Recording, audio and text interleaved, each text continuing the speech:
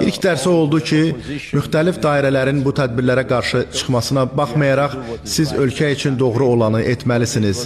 İstər Avroviziya, istər COP-la bağlı biz əsassız tənqidlərlə üzləşdik. Xüsusilə COP-la bağlı bizi günahlandırırdılar ki, neft istehsal edən ölkəyik, neft istehsal edən ölkə necə COP-a ev sahibliyi edə bilər? Baxmayaraq ki, Azərbaycandan əvvəl və sonra Azərbaycandan xeyli çox neft istehsal edən ölkələr olub.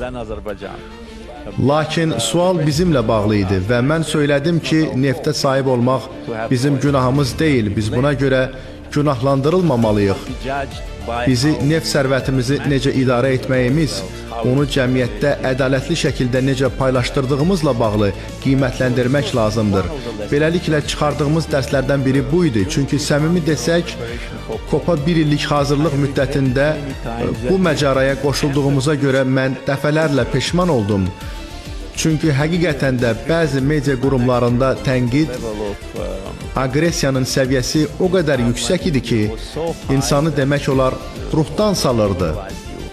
Buna baxmayaraq biz yaxşı tədbir keçirmək əzmində idik və bu, təşkilatçılıq baxımından, daha vacib isə nəticələr baxımından həqiqətən də yaxşı tədbir oldu.